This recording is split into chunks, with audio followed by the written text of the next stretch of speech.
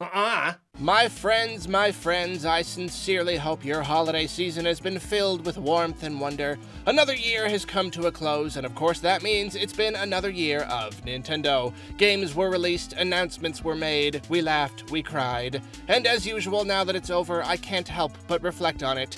And since I'm a long-winded and very opinionated sort of chap, I can't help but also make a video doing so. So let's look back at the highs and lows, the triumphs and failures, the duds and gems, the good, happy, nice things, and the lesser good and not as happy, okay things. Let's move through the whole year and ultimately decide how well Nintendo did overall. By the way, my Christmas was not the best. I spent most of it sick from a horribly painful sinus infection, which I am still recovering from.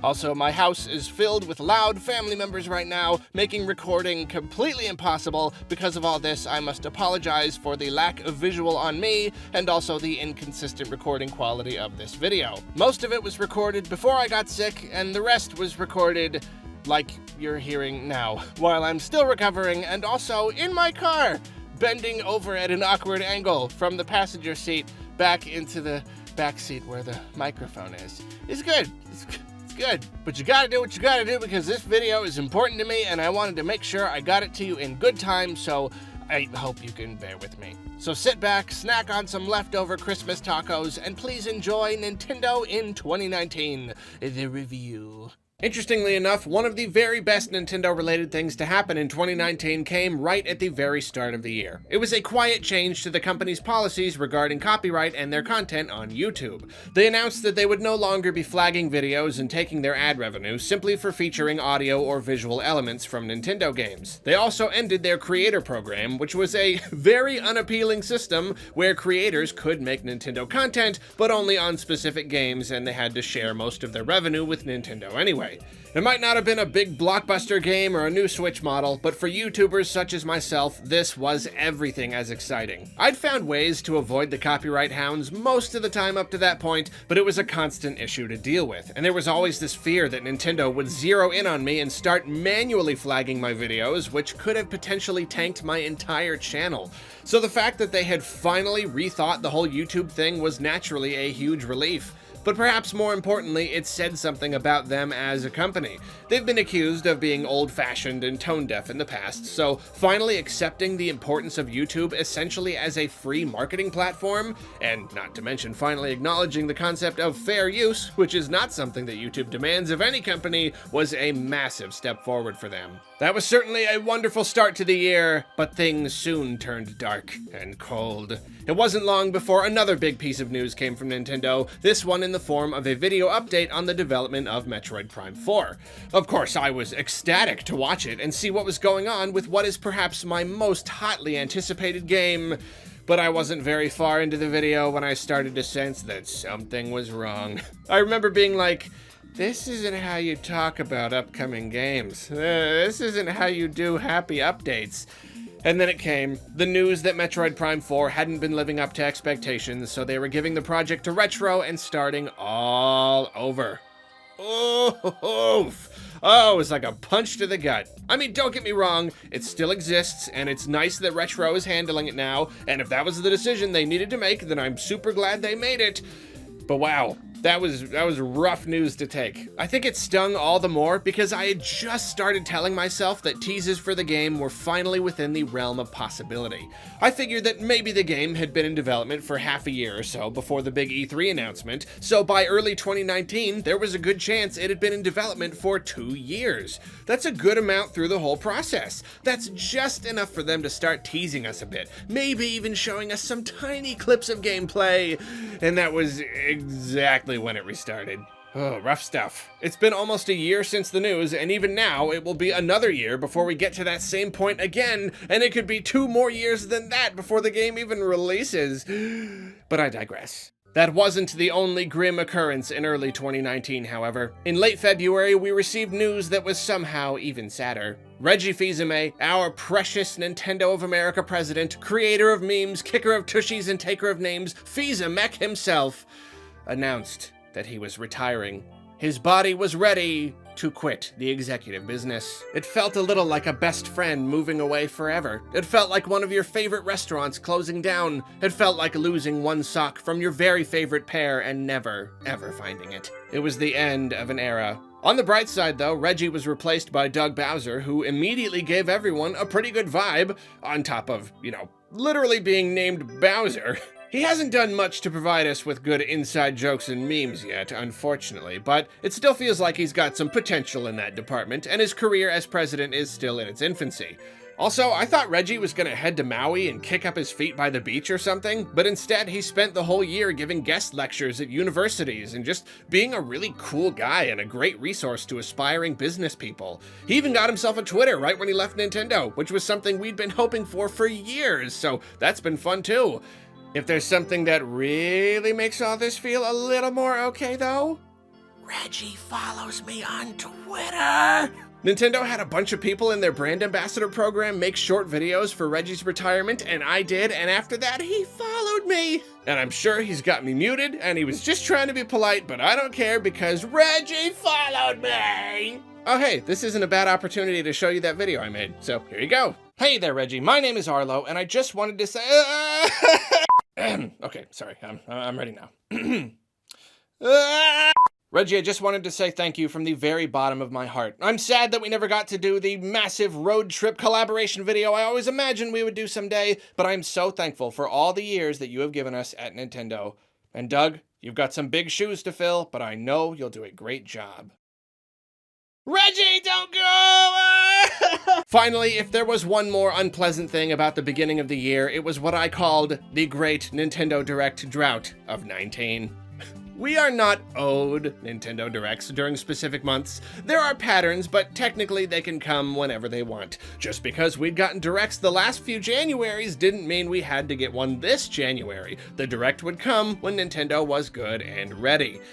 But something about 2019, there was this weird kind of expectation, this intense curiosity. There were just so many rumors swirling around, and we wanted to know what was next for Nintendo so badly. So, especially in the context of Metroid Prime 4 getting scrapped, January passing us by with no sign of a Direct drove us all bananas. It seriously felt like it had been an eternity since the last Direct. It felt like we would never get one again. Fortunately, though, the year was starting to look up because we most certainly did get one, and it was a heck of a one. Mid-February finally gave us the first Direct of the year, and it opened with the reveal of Super Mario Maker 2. There was plenty of other good stuff in the Direct too, including the reveal of Astral Chain. And while Mario Maker was one of those openers so good that we could go the whole rest of the Direct without anything big and we'd be fine, we were still graced by one more pleasant surprise, a complete remake of Link's Awakening. And I gotta tell you, two big hitters in one Direct, both of which were slated for 2019, that's a good way to start off the year right there. If you want to get the whole story, you can go back and watch the videos I did around then, but I will always remember that Direct perhaps more than anything because of the weird, unprecedented snowstorm that hit my town right before it. I live in California. We don't get snow, but suddenly we were buried in nearly a foot of the stuff, and it knocked down all the trees, which knocked down all the power lines, and I had to watch the Direct at my friend's house because he still had power. Then I had to schlep my whole PC setup to my other friend's house to work on videos, and it was pouring rain, and everything was a wet, slushy mess. But I digress again. I'll just say it was the most interesting experience I've had trying to cover a Nintendo Direct. So the Direct was great, but it did spark some controversy. Not everyone was a fan of Link's Awakening's art style. There was something of a heated debate online about it for a while. I was seeing a lot of weird generalizations aimed at critics of the art style. I firmly believe that people are allowed to think whatever they want about any game, so I took the opportunity to touch on a topic I'd been wanting to talk about for years: the nature of opinions. Tons of people just absolutely missed the point I was going for, or jumped to conclusions about it, or put words in my mouth, which was a little disappointing. They thought I was saying that no one should ever even discuss their differing opinions, or that opinions are still valid even if they're harmful, when I was really mostly just talking about things like personal tastes and video games, and just saying that discussing is fine, but we shouldn't insult each other over our differing opinions, even when those opinions differ a lot. In the end, I was pretty happy with the video though, and I'm glad Link's Awakening gave me the opportunity to do it. I love it when relatively small Nintendo stuff sparks much larger debates. Beyond the Direct, another great thing to happen early in the year was the avalanche of reports on how amazingly the Switch was selling. It had been the #1 most sought-after tech item over the previous Black Friday, and its sales were absolutely exploding. Even amid scrapped Metroids and retiring Fils-Aimes and MIA Directs, it was something to celebrate. Gosh, I am only just now realizing how eventful the first part of the year was. We're not even out of February yet. Late February was when Game Freak finally revealed Pokémon Sword and Shield. At the time, it seemed like a fine reveal, but little did we know that things would snowball into one of the greatest controversies of our time. But we'll talk more about that later. Finally, we come to March. Just after the Switch celebrated its 2nd birthday, Nintendo gave us their latest wacky left field announcement. Labo was weird enough the year previous, but now Nintendo was using Labo as a platform to dip their toe into VR development. Who could have possibly seen that coming? I mean, people had imagined the Switch being used as a VR device before that, but somehow I just didn't expect it to happen anytime soon, and especially not with Labo. The end result was strange, and the low-quality display didn't make for the most comfortable VR experience, but I felt that it actually showed some promise. I might even explore the concept further in a later video. Unfortunately, Labo VR's fairly gimmicky nature did mean that the world just sort of forgot about it after a few days. But who knows if Nintendo will keep going down the VR rabbit hole in the future? Only time will tell. March also gave us a very pleasant surprise in the form of Cadence of Hyrule. This was a genuine, bona fide indie game that crossed its own series with Zelda of all things. It was a collaboration that up to that point seemed just about impossible, and the most exciting thing was how it felt like it opened the door for other indie games to do the same. It was just such a fascinating concept, and as far as I'm concerned, the more Nintendo-related crossover fun, the better. Another great thing happened in March, but it wasn't Nintendo-related. I got a new camera, and I was instantly embarrassed by how my old videos looked. April gave us the release of Yoshi's Crafted World, which I ended up liking way more than I thought I would. One problem, though, was that up to that point, Yoshi and the new Super Mario Bros. U port were two of the most notable first-party releases of the year so far. And that brings me to what I felt was 2019's biggest issue. The release schedule was very imbalanced. The first half of the year just didn't have a lot going for it, and it seems that this is a trend for Nintendo. They just don't feel like the first half is that important. They give it the smaller stuff, the more lighthearted stuff, and overall just not a lot of stuff. I do know that the second half of the year is more profitable, what with the holidays and everything, but I will always maintain that a consistent schedule is important, and that things should never feel bare. I don't need a new game every second or anything, but if Nintendo's primary source of revenue is first-party titles, then they should make sure there's a major or at least reasonably notable title every month. But hey, that's a whole can of worms I've opened up many times by now. Canadarlo! In the stretch before E3, there were a few notable happenings. One was the Detective Pikachu movie. If you saw my review, you'll know that I thought it was absolutely fantastic and filled a hole for an awesome live-action Pokemon movie that had been in my heart for 2 decades. I know the Pokemon Company acts mostly of their own accord in these cases. Nintendo probably didn't have a ton to do with the movie, but it did get me thinking more than ever about other Nintendo properties that could do with the movie treatment. It felt like it could be a big turning point for video game movies. In May, there was another piece of news that was relatively big yet came to us quietly. Nintendo announced that they didn't have any current plans to produce more games for the 3DS. Nintendo had been supporting the system up to that point, and indeed they're still selling it today, as they'll continue to do until people stop buying it. But Nintendo saying they were done making games for it kind of felt like the actual end for the system. Some people say a system is only quote-unquote dead once it stops being in stores, but I feel like it's when the games stop coming. So hearing it straight from Nintendo's mouth was a melancholy moment, to be sure. I personally felt the 3DS had run its course, and it was a great time for it to bow out and let the Switch fully take over, but the end of a system is always a thing that gets me remembering and pondering. The 3DS was a positively fantastic system, and the memories it gave me will always be precious. Then it was E3 time, baby! And man, E3 2019 was just about as good a Nintendo E3 as you could ever hope for. We got not one, but 2 Smash reveals, which covered the entirety of the character spectrum. We had the Dragon Quest hero, the classic representation from the legacy Japanese series. Then Banjo and Kazooie, the left-field Western character who comes from something of a defunct series, but is nevertheless high on the wish lists of countless fans. Then we got new info on 2 major previously announced announced games. Animal Crossing New Horizons got its full reveal, and its myriad of new features such as crafting and out-of-house furniture were enough to make even the most casual of Animal Crossing fans ravenous to play it. And we had already gotten a quick look at Luigi's Mansion 3 back at its reveal the previous year, but the old trailer and the new one were night and day. All of a sudden, the game looked gorgeous and interesting and like a game that I very, very much wanted to play on my Nintendo Switch games console. But then we got what we always want from a Nintendo Direct but can never completely expect. A one more thing at the end with a massive, massive new game announcement. Oh, but this wasn't just a new game. This was Breath of the Wild 2. But this wasn't just Breath of the Wild 2. This was something weird and dark and twisted like some kind of horror movie. Even a generic trailer of Link adventuring around beautiful landscapes again would have gotten my blood up. But this, no one was even sure if Dark Zelda was gonna be a thing ever again. But this was a moment, my friends.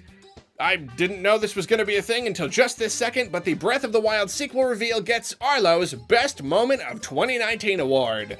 Is this going to be a thing in year-end reviews going forward? Who knows? I don't plan these things. So between two Smash reveals covering the whole Smashtrum, two full reveals of games that looked particularly amazing, and a big giant Zelda reveal like that, that's a Nintendo Direct right there. That is an E3 right there. Unfortunately, E3 also brought with it some drama. New info on Pokemon Sword and Shield was revealed through interviews and the Treehouse stream, and not all of it was good news. You don't need me to recap all the controversy, we've done that plenty, but whether we like it or not, we must admit that the outrage surrounding Pokemon was a very big thing that in part defined Nintendo's 2019. The crazy hubbub about the smaller regional decks and the graphics and all that pretty much lasted from E3 all the way to the game's launch and even a little beyond. Any fan outrage is going to be relative in size to the fan base itself, so of course this Pokemon business was very loud. I mean, I thought the Color Splash debacle was rough. No, Dexit had it beat by a very wide margin. Obviously, there were a whole lot of people who took the whole thing way too far. Threats and insults were slung around haphazardly, and you couldn't go anywhere and even so much as say the word Pokemon without someone making sure you knew how horrible Sword and Shield were gonna be, and how you weren't a true fan if you bought them. They did that thing where they felt like they were helping the cause by bringing the games up even in entirely unrelated situations, like they were fighting some sort of good fight. I mean, they were treating it like a legitimate political cause. All that was absolutely taking things too far. It was pure absurdity. Though I will say, I also saw a lot of people taking it in the absurdly opposite direction. I was actually really disappointed by how many notable people I saw belittling Sword and Shield's critics, dismissing legitimate concerns about the games, and making silly generalizations about how they're just obsessed with graphics, why don't they go play Xbox or whatever. I hate seeing people treat a situation like it's so black and white, and trying to combat what they see as undue hate by swinging back the other way so hard that they're also not being reasonable. People shouldn't flip out and spend every waking moment trying to bring down the corporate menace that they've grown to despise, but they should level valid criticisms at the companies and game series they love and vote with their wallets. People should try to be reasonable and not let other people get in the way of their own personal enjoyment of a series, but they shouldn't plug their ears and pretend that anyone with a critical opinion is just a dumb hater. But what's done is done. We don't know if Pokemon will ever change or if it will just go on making people mad, but at least I can take some comfort in knowing that we probably won't get another backlash quite as strong as this one.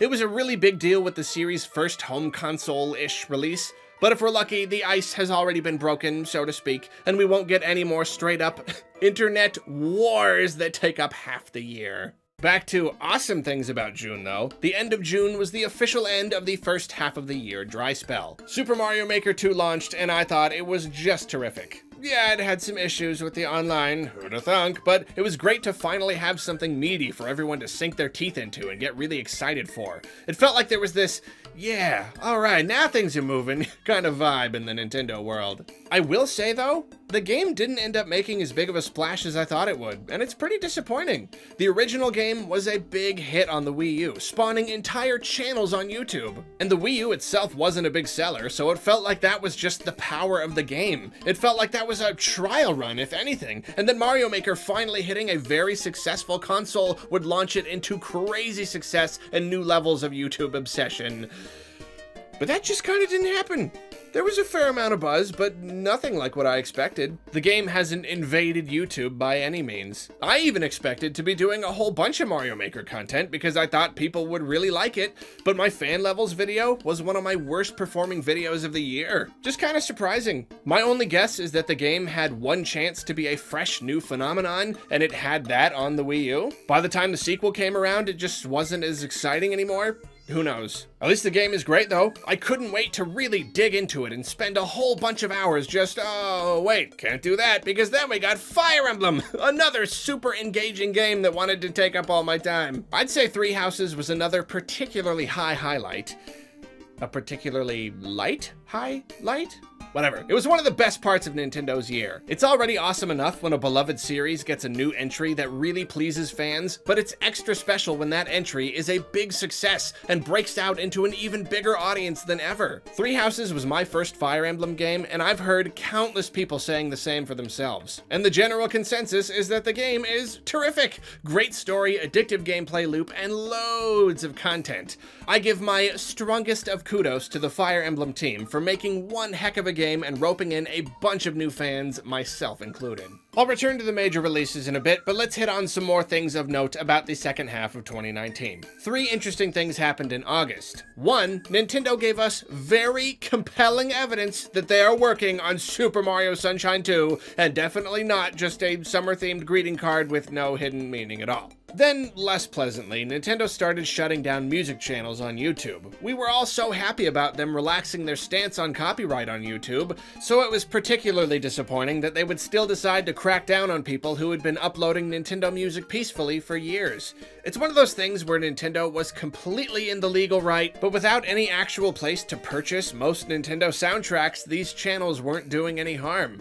Fortunately, some channels have been okay. I've still been able to find music when I need it, and I can only hope Nintendo doesn't do another wave of shutdowns or something and take it all down en masse. Also in August, the entire Nintendo community was alight when some brave and intelligent soul started a legendary campaign to convince Nintendo to remaster Paper Mario Thousand Year Door. For one day, the remaster Thousand Year Door hashtag was one of the top trending tweets in the US. Whether or not this actually accomplished anything is yet to be seen, but I think we can all take a moment to profusely thank whoever sparked this campaign, nay, this movement. The second half of the year saw the release of two new hardware models for the Switch. The first was the Switch Lite, which is notable mostly because a Switch that doesn't switch seemed like something Nintendo would never do, but then they did it anyway because it was still a pretty profitable idea, and it was like, yeah, I guess we should have still seen that coming. The other model wasn't a full redesign, but a small upgrade to the base model that granted it much better battery life. This was a great highlight for me because my original Switch's battery life was starting to become something of an annoyance, and my new one has been an absolute joy. I never run out of battery anymore before I can plug the thing in, and it's amazing. Another pair of notable and similar happenings, Nintendo gave us two more games in their mobile lineup. The first was Dr. Mario World, which I thought was fine. An interesting take on both Dr. Mario and the whole concept of mobile match 3 games. But Mario Kart Tour came next, and I'm glad that a lot of people seem to like it fine, but personally, it was a very low point in the year. It employs certain monetization practices like loot boxes and overpriced subscription passes, and deceptive practices like pretending bots are actual people so you think you're racing online. Even if there's a fair amount of content available without paying, Mario Kart Tour still sends a message. It says that all of Nintendo's reservations regarding monetization go out the window when it comes to mobile games. Predatory mechanics are not below Nintendo when their games are on phones instead of Switches. And I think that's just gross. And on top of all that, they've steadily been changing Animal Crossing Pocket Camp, doubling down on the loot boxes, gating off previously free content, introducing multiple subscription services with meager offerings. Even if it's easy enough to ignore these mobile games and go on enjoying my Switch games, it doesn't feel great that Nintendo is even capable of these sorts of practices. These are the exact things that are damaging the rest of the industry, and for a time I thought Nintendo was above all that. But hey, as long as it's free, right? Ugh. There were a few other unpleasant elements of 2019, and these were a little more unanimously unpleasant. Switch Online was still bad this year, for most people. Anytime I tried to connect with anyone on any game, it was a very bad experience, nigh unplayable at times. This was something to low-level grumble about through the whole year, as it will probably always be for the life of the Switch, but the one-year anniversary of NSO naturally acted to punctuate the disappointment. We did get Super NES games, I won't deny that was pretty cool, but since then we've only gotten one batch of additional games and, well, we're still paying for online that doesn't work well. People want to be able to play games online and have a good time, and they can't all do that. And it's a continuing issue with the Switch that Nintendo is refusing to address. Perhaps even worse, though, were the hardware issues. Joy-Con drift has been a problem since the Switch launched, but the more people buy Switches and the more they play those Switches, the more drift rears its ugly head. 2019 specifically felt like something of a breaking point. People were getting really fed up with having to shell out obscene amounts of money because Nintendo's hardware wasn't living up to their usual standard. Nintendo did finally start letting people replace their Joy-Cons for free, but they didn't widely advertise this, and they didn't roll it out to every territory, so it's a far cry from a perfect solution. They also didn't make a move until a law office drew up a class action lawsuit, which felt particularly icky. The whole hardware thing was another really low point of the year that made us go, dude, Nintendo, what's up with this? This isn't you, man. But despite that additional bad stuff, there was still a whole lot more good stuff waiting for us in the remaining months of 2019. In September, we got our last Nintendo Direct of the year, and this did bring some controversy, but not for Nintendo, just for me, for the most part. I thought the Direct was only okay. Not bad, not horrible, just okay. And that made a heck of a lot of people really mad at me. It was probably the largest wave of hateful, belittling, vitriolic comments I've ever received. Entire Twitter threads were dedicated to tearing me apart and explaining how I, Arlo, represent everything that is wrong with the gaming community. All the toxic entitlement, all the rampant negativity. I was the poster child for bad YouTubers, because I thought the Direct was okay. Not bad, just okay. I will admit I made the mistake of making a joke and assuming everyone would get it. Leading up to the Direct, I went on this big Twitter thing saying that the wind spoke to me and that we would be getting a Pikmin 4 reveal, just throwing everything I had at the prediction like I was literally 100% sure it was gonna happen. A joke, clearly. There's no way I can know that sort of thing. Then in my Direct discussion video, I lamented that there was no Pikmin 4 reveal. A lot of people were unaware of the joke and just assumed I was legitimately complaining because I didn't get what I wanted, so that was a little unfortunate. Beyond that though, I'm not going to spend too much time on this, but I will give my closing statement on the September 2019 Nintendo Direct. Everybody probably has a different idea of what makes a good Direct. Personal preferences obviously play into how much I enjoy a Direct, but I also think that broadly appealing surprises and overall entertainment value matter a lot. The February Direct was bookended by Mario Maker and Link's Awakening, and even though I wasn't personally absolutely crazy for those titles, I could recognize that they were a really big deal for a very large audience, and the Direct was overall just very well-paced and entertaining. Great Direct. But September was filled with lots and lots of little stuff, very niche stuff playing to relatively small audiences. And I also thought it was badly paced, with a lot of boring stuff that didn't need to be there, sort of bloating its runtime. Some of those niche announcements had some people losing their minds, and that's great. If you think it was the best Direct ever, I'm happy for you, and I won't tell you you're wrong, but I just thought it was okay. Not bad. I've seen bad Directs before. I know what they look like. This one was somewhere in the middle. But that's the internet. Everything is either amazing or horrible, I guess. Okay might as well mean literally the worst ever.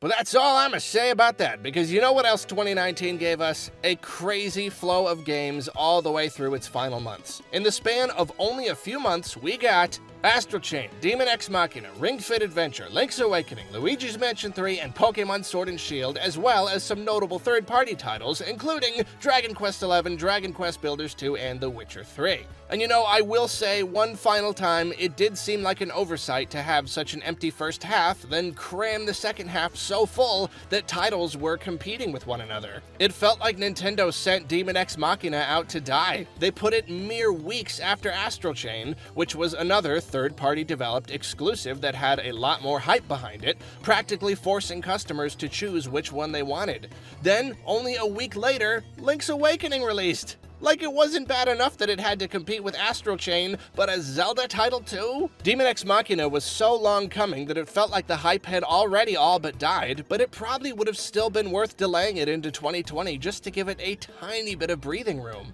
But that game had a lot of other problems plaguing its release as well, so who knows if that would have helped. The real point is, though, Christmas pretty much lasted for 5 months this year, because there was just so much to play. And even if I think a more balanced schedule would have been better, I'll never complain too much about a crazy flow of games to play. Astral Chain ended up being another pleasant surprise for me, and I don't know exactly how well it sold, but another very high-quality exclusive from Platinum Games is a fairly big deal. I have to wonder if there will be a sequel. Then Link's Awakening disappointed me in ways on a personal level, but I still had fun with it and it sold like gangbusters, so that was another big win for Nintendo. Ring Fit Adventure, another in a string of pleasant surprises this year. This was Nintendo taking the basic idea of Wii Fit and making it 5 times more fun and effective, and once this crazy holiday season ends and I recover from this string of illnesses, I really need to start playing it again because this winter weight is already starting to show. And Luigi's Mansion 3, what do I even say about Luigi's Mansion 3? Again, I don't know exactly what the sales are like, but I would not be surprised in the slightest if this was Fire Emblem Three Houses all over again. I saw countless people online playing it as their first Luigi's Mansion game and praising the heck out of it. I mean, everyone and their mother was playing it on Twitter for the first, week, and that was just awesome to see. Luigi's Mansion feels like such a niche series, so it's always great to be reminded how surprisingly broad its appeal is. And finally, Pokemon. Sure, the game was steeped in controversy, and sure, it also disappointed me on a personal level, quite heavily, I'll add, but there is no denying that an absolute boatload of people bought the game and are still having a blast with it. So even with all the controversy and disappointment it caused, it was still objectively a massive win for the Pokemon Company and Nintendo. And in a sense, you could say that it was something of a high point for the year to end on. Though technically, the final Nintendo-related happening of the year was kind of the Game Awards. Nintendo themselves hyped up the event, and after last year, more eyes than ever were glued to the screen, wondering what the big N might reveal. I mean, one year it was the first Breath of the Wild gameplay, another year it was Link on a motorcycle and Bayonetta 3, another year it was a wild third-party character reveal for Smash that no one saw coming, and this year... Yep. Kings of left field, you guys. Everyone expected something, so this was the year they brought just about nothing. A trailer for No More Heroes 3, which was nice, and the reveal of a new Bravely Default game, which is probably going to be an exclusive, so that was also nice, but it's also from a third-party company, so it kind of felt like Nintendo didn't have much of a presence at the show at all, at least when it came to reveals. Pretty funny, I must say. I mean, they really know how to keep us on our toes, don't they? And that, my friends, is that Nintendo's 2019 had its fair share of ups and downs. There were some fairly mucky lows, but there were also some really high highs, and overall, I would say it was pretty darn solid. I mean, we got Luigi's Mansion 3 and a stellar E3 presentation. That right there is enough to make it a good year. My throat is sore and my voice is super tired, so I must stop for now, but you and your beautiful face have got a job to do. I want to know what you thought of Nintendo's 2019. What were your personal highs and lows? What are some of your favorite memories? And of course, what were the best games? Do me the honor of letting me know down in the comments, and I will see you fine folks in the new year. Now, if you'll excuse me, I just realized I forgot to hide my stocking from Uncle Feeney before going to the car. Wait, is that? I can see him through the window. What? Oh, Feeney! Feeney, that's my stocking! You got your own!